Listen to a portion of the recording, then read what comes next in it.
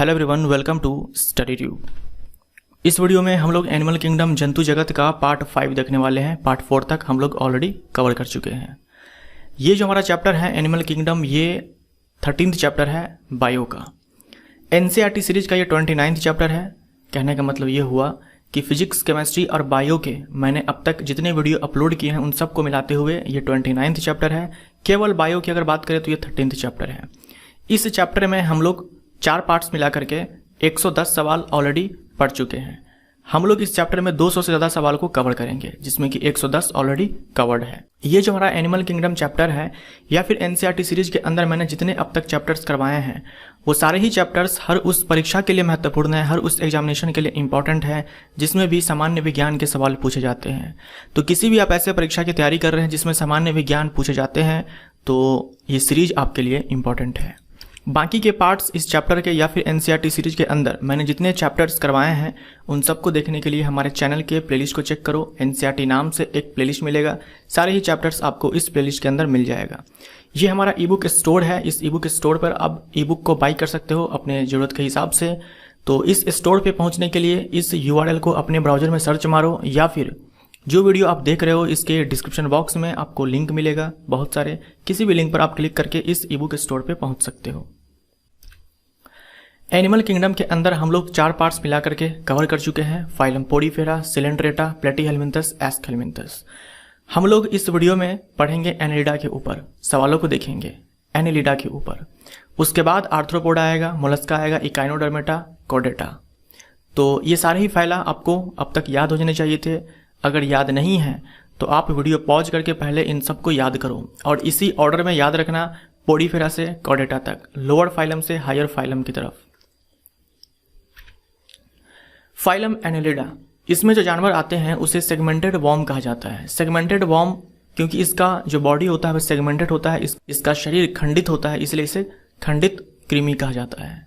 तो segmented warm वाला phylum कौन सा है? एनेलिडा। शुरुआत करते हैं पहले सवाल से, क्वेश्चन नंबर 111 से, क्योंकि 110 तक हम ऑलरेडी कवर कर चुके हैं। एनेलिडा शब्द किसने दिया? ये जो शब्द है एनेलिडा ये दिया था लेमार्क ने। एनेलिडा संघ के जंतु नहीं पाए जाते हैं। एनेलिडा संघ के जंतु आपको मिलेंगे पानी में, चाहे वो फ्रेश वाटर हो, सलाइन वाटर हो। नदी के पानी में आपने जोक देखा होगा, मवेशियों के बॉडी पे चिपक जाता है, मनुष्यों के बॉडी पे चिपक जाता है, खून चूसता है, तो वो एनेलिडा संघ में ही आते हैं। लीच कहा जाता है उसे इंग्लिश में। उसके बाद ये आपको जमीन पर भी मिल जाएगा। केंचुआ आपने देखा होगा, केंचुआ ये पानी में मिलेगा, जमीन पे भी मिलेगा, हवा में नहीं मिलेगा। डी हमारा राइट आंसर। साधारणतः एनेलिड डैश होते हैं। एनेलिड बोले तो एनेलिडा तो फाइलम हो गया, और एनेलिड बोले तो एनेलिडा फाइलम के अंतर्गत आने वाले जानवर। तो ज्यादातर जो एनेलिड होते हैं वो फ्री लिविंग होते हैं, मुक्त जीवी होते हैं या फिर स्वतंत्र जीवी होते हैं। स्वतंत्र जीवी यानी कि वो पैरासाइट नहीं होते हैं। वो ऐसा नहीं है किसी बॉडी के अंदर या किसी बॉडी के ऊपर रह करके वो अपना जीवन चलाएगा, वो स्वतंत्र होते हैं। कुछ होते हैं एक्टोपैरासाइट।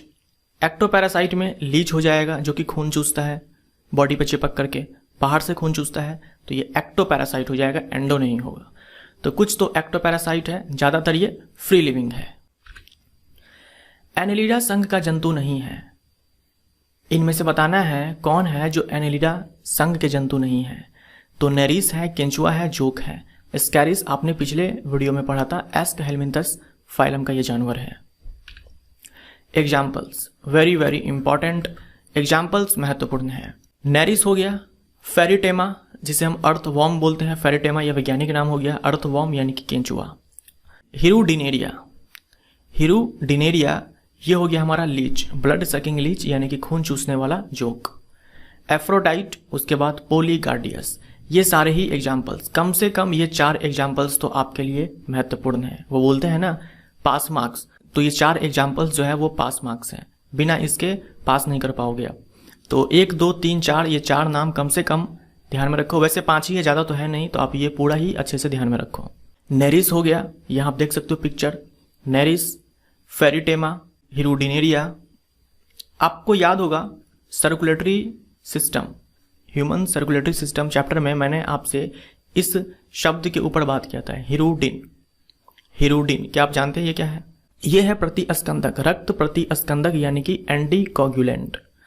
ये रक्त को जमने नहीं देता है। जब जोक खून चूसता है उस समय ये हीरोडिन को स्रावित करता है, सिक्रीट करता है। इसके सलाइवा में, जोक के सलाइवा में, लार में हीरोडिन होता है। ये रक्त को जमने नहीं देता है। और जोक का जो वैज्ञानिक नाम है वो हीरोडिनेरिया है। उसके बाद एफ्रोडाइट हो गया। एफ्रोडाइट को सी माउस कहा जाता है, समुद्री चूहा। तो ये 4 एग्जाम्पल्स आप अच्छे से ध्यान में रखो। एनेलिड में नहीं पाया जाता है। एनेलिड में आपको complete well developed digestive system मिलेगा, पूरा कंप्लीट होगा, यानी कि कंप्लीट बोले तो माउथ भी है इसके पास और एनस भी है। सर्कुलेटरी सिस्टम यहाँ से स्टार्ट हो चुका है। अब तक जो भी फाइलम आपने पढ़ा है उसमें सर्कुलेटरी सिस्टम नहीं था। यहाँ पर आपको सर्कुलेटरी सिस्टम मिलेगा। इसमें ब्लड भी होता है, ब्लड में हीमोग्लोबिन भी होता है।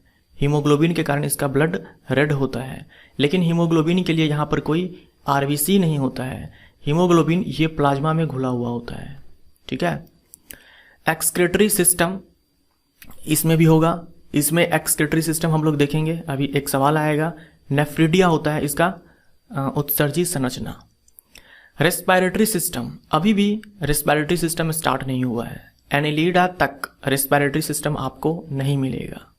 तो डी हमारा राइट आंसर। बाकी पाचन तंत्र, संवहन तंत्र, उत्सर्जन तंत्र ये सारे ही हैं। डाइजेस्टिव सिस्टम देख लो, ये अपसेंट है पोडीफेरा में। पोडीफेरा में कोई डाइजेस्टिव सिस्टम नहीं है। इनकम्प्लीट हमने पढ़ा था निडेरिया में, प्लेटीहेल्मिन्थस में। इनकम्प्लीट बोले तो केवल और केवल क्या है, माउथ है, एनस यानी कि गुदा नहीं है, मुख है, गुदा नहीं है। और कंप्लीट मिलेगा एस्कहेल्मिन्थस से। पिछले फाइलम में यानी कि पार्ट 4 में हम लोगों ने देखा था कि एस्कहेल्मिन्थस के पास माउथ भी है और एनस भी है।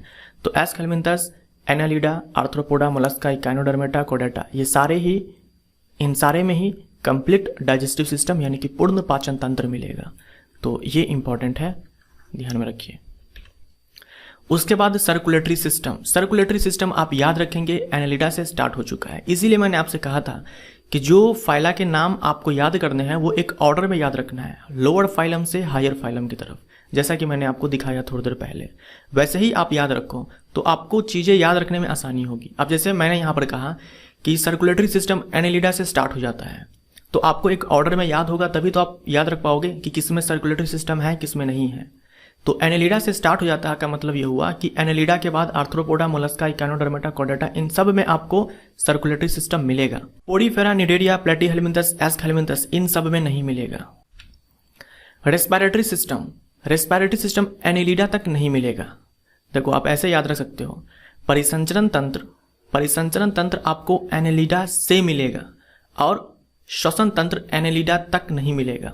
एनालिडा तक यानी कि ना तो पोडीफेरा में, ना ही निडेरिया में, ना ही प्लेटीहेल्मिन्थस में, ना ही एस्कहेल्मिन्थस में, ना ही एनालिडा में। एनालिडा के बाद वाला जो फाइलम है आर्थ्रोपोडा, मोलस्का, इकाइनोडर्मेटा, कोडेटा, इन सब में आपको श्वसन तंत्र मिलेगा। डैश संघ के जंतुओं का शरीर खंडित होता है। तो यहां नेमेटोडा है, नेमेटोडा बोले तो एस्कहेल्मिन्थस नहीं मिलेगा, पोडीफेरा में नहीं, निडेरिया में नहीं, एनालिडा। देखो सेगमेंटेड बॉडी जो है ये मिलेगा आपको एनालिडा में, आर्थ्रोपोडा में, कोडेटा में। लेकिन एनालिडा में जो जानवर है उसे हम लोग सेगमेंटेड वॉर्म बोलते हैं, ठीक है। सेगमेंटेड वॉर्म, खंडित कृमि, इन सब में नहीं बोलेंगे, ये भी आपको ध्यान में रखना है। सेगमेंटेशन तो आपको एनालिडा में भी दिखेगा, आर्थ्रोपोडा में भी दिखेगा और कोडेटा में भी दिखेगा, इन तीनों ही फाइला में दिखेगा। लेकिन सेगमेंटेड वॉर्म हम केवल एनालिडा के जानवर को बोलेंगे। एनालिड में सबसे पहले डैश का उदय हुआ।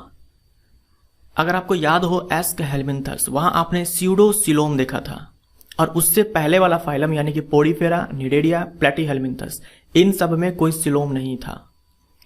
तो ट्रू सिलोम ये आपका स्टार्ट हो जाएगा एनालिडा से, ठीक है। तो एनालिडा फाइलम से वास्तविक देह गुहा ट्रू सिलोम ये स्टार्ट हो जाता है। ये स्लाइड मैंने आपको दिखाया था पिछले वीडियो में भी, पिछले पार्ट में भी। ए सिलोमेट जानवर, पोडीफेरा, निडेरिया, प्लेटीहेल्मिन्थस कोई बॉडी कैविटी नहीं मिलेगा, ठीक है। उसके बाद सीडोसिलोमेट एनिमल, ये एकमात्र फाइलम है, निमेटोडा या फिर एस्कहेल्मिन्थस, ठीक है। तो ये आप अच्छे से ध्यान में रखना। ट्रू सिलोमेट ये स्टार्ट हो जाता है एनालिडा से। एनालिडा के बाद जितने भी फाइला है आर्थ्रोपोडा, मोलस्का, इकाइनोडर्मेटा, कोडेटा, इन सब में आपको मिल जाएगा ट्रू बॉडी कैविटी। वास्तविक देह गुहा। सममिति की अगर हम बात करें, सममिति भी मैंने आपको पार्ट 1 में ही दिखाया था कि पोडीफेरा ये एसिमेट्रिकल होता है, निडेरिया ये रेडियल सिमेट्रिकल होता है। इसके बाद जो भी फाइला है, Platyhelminthes, Aschelminthes, Annelida, Arthropoda, Mollusca, Echinodermata, Chordata, इन सब में बाइलेटरल सिमेट्री होता है। खास करके 8 नंबर में आप ध्यान में रखना कि इकाइनोडर्मेटा में ये रेडियल भी मिलेगा, बाकी में कोई प्रॉब्लम नहीं है। एनेलिड में उत्सर्जित संरचना है। अगर आपको याद हो, प्लेटीहेल्मिन्थस में फ्लेम सेल था, एस्कहेल्मिन्थस में रेनेटी सेल था, और इस वाले फाइलम में, फाइलम एनेलिडा में नेफ्रिडिया है। तो डी हमारा राइट आंसर, नेफ्रिडिया ये उत्सर्जित संरचना है एनेलिड के अंदर। एनेलिड में उत्सर्जी पदार्थ होता है, तो एनेलिड में उत्सर्जी पदार्थ के रूप में अमोनिया भी होता है, यूरिया भी होता है। तो डी हमारा राइट आंसर। अभी तक जो फाइला आपने पढ़ा उसमें अमोनिया था, यानी कि वो अमोनोटैलिक थे। एनेलिड में अमोनोटैलिक भी है और यूरियोटैलिक भी है। जैसे कि केंचुआ, केंचुआ जब पानी में होगा अमोनिया को एक्सक्रीट करेगा, और जब जमीन पर होगा यूरिया को एक्सक्रीट करेगा। तो वो अमोनोटैलिक भी है और यूरियोटैलिक भी है। एनेलिड में गैस का आदान प्रदान डैश के द्वारा होता है। अभी हम लोगों ने थोड़ी देर पहले देखा कि इसमें कोई रेस्पिरेटरी सिस्टम नहीं है, ये आपका नेक्स्ट फाइलम से स्टार्ट होगा। तो गैस का एक्सचेंज अभी भी क्या होगा, बॉडी वॉल से स्किन से होगा, ठीक है, मॉइस्ट स्किन से, यानी कि नम त्वचा से होगा। बी हमारा राइट आंसर। एनेलिड में अनुपस्थित होता है। क्या अनुपस्थित होता है? क्या ब्लड नहीं होता है? मैंने आपसे कहा एनेलिड से सर्कुलेटरी सिस्टम स्टार्ट हो चुका है। ब्लड भी होता है, ब्लड में हीमोग्लोबिन भी होता है, ब्लड में हीमोग्लोबिन भी होता है, लेकिन ये प्लाज्मा में घुला होता है, कोई आरबीसी नहीं होता जिसके अंदर ये हीमोग्लोबिन मिलेगा आपको। उसके बाद इसमें क्लोज्ड सर्कुलेटरी सिस्टम होता है, ठीक है। तो ए भी सही है, सी भी सही है, डी भी सही है।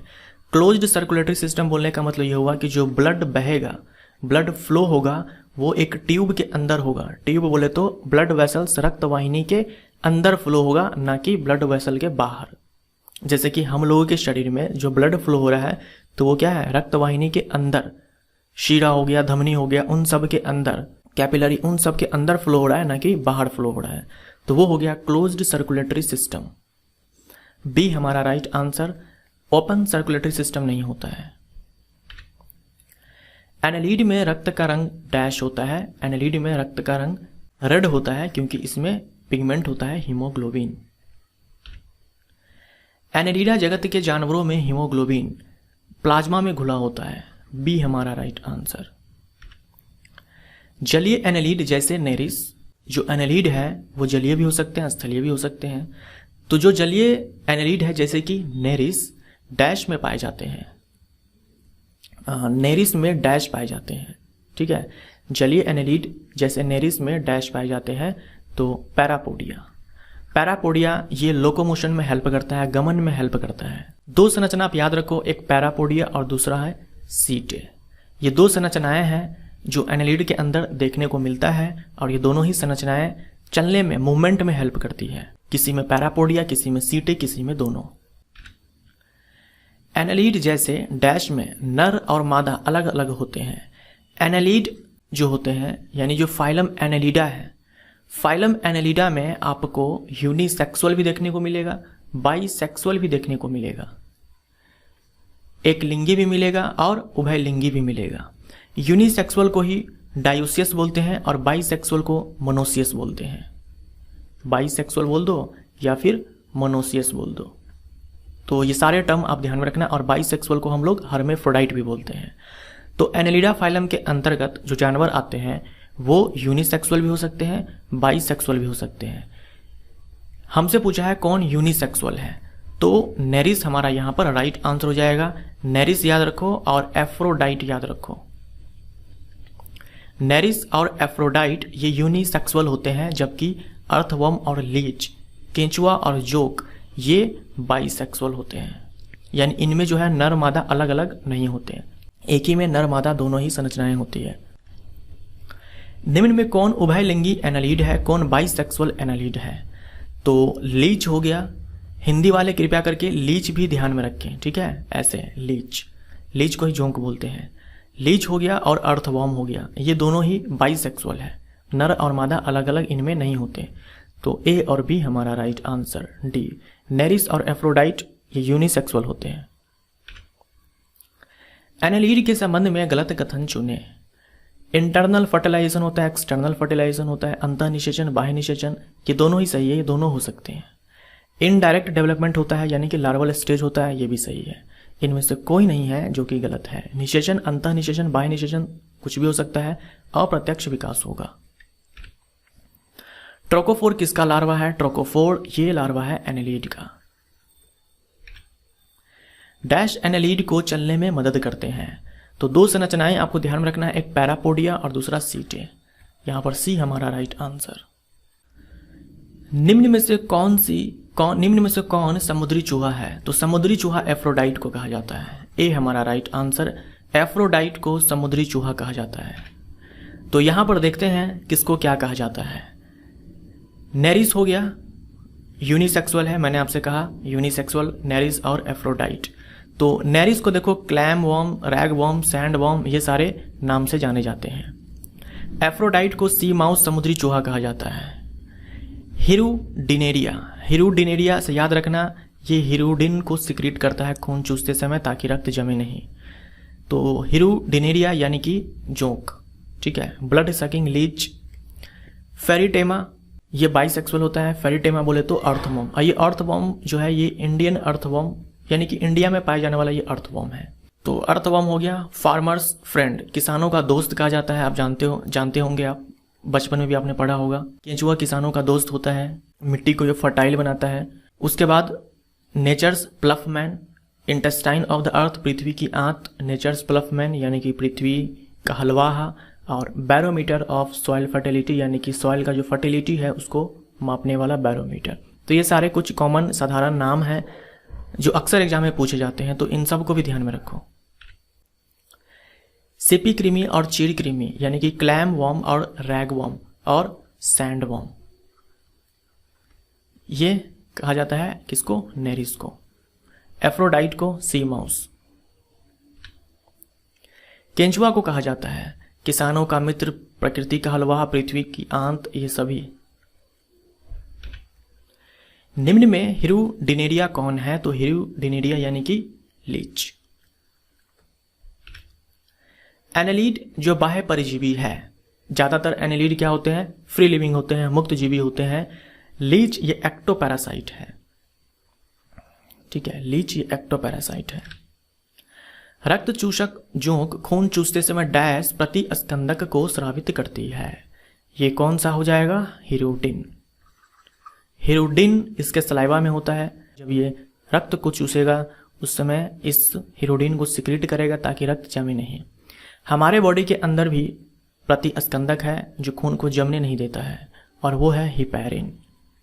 हमारे बॉडी के अंदर हिपैरिन है जो रक्त को जमने नहीं दे रहा है। निम्न में से कौन एनालिडा संघ का अभिलक्षण नहीं है?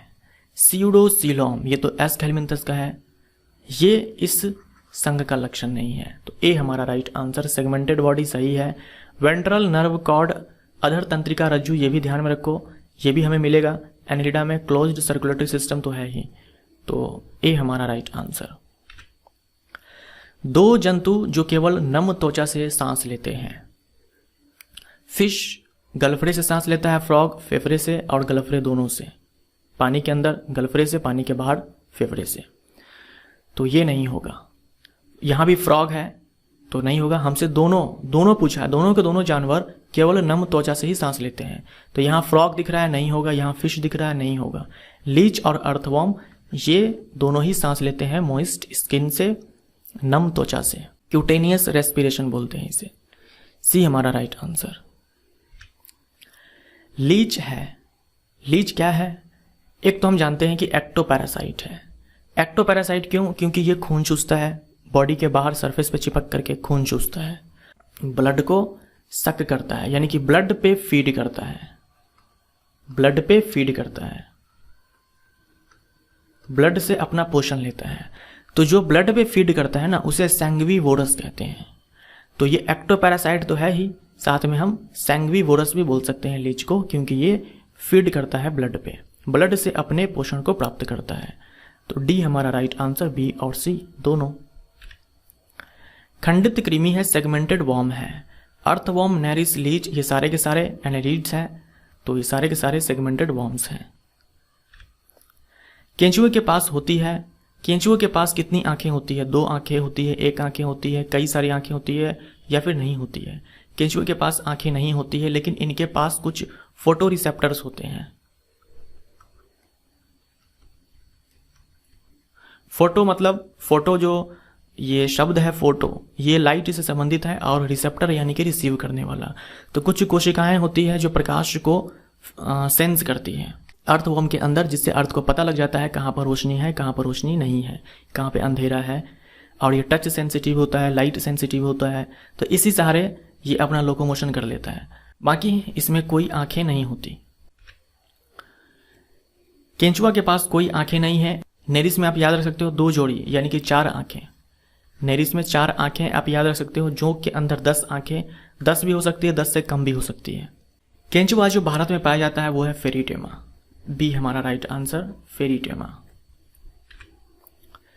द्विपार्श्व सममित और वास्तविक सिलोम किसमें देखा जाता है? राउंड वॉर्म, राउंड वॉर्म बोले तो एस्केलमिंथस, उसमें स्यूडोसिलोम होता है, नहीं होगा। प्लेनेरिया, प्लेटीहेलमिंथस, बाइलेटरल सिमेट्री तो है प्लेटीहेलमिंथस में, लेकिन सिलोम नहीं है, ये भी नहीं होगा। स्काइफा एसिमेट्रिकल है और ना ही सिलोम है। अर्थवॉर्म बाइलेटरल सिमेट्री और ट्रू सिलोम, क्योंकि ये एनेलिडा फाइलम के अंदर आते हैं।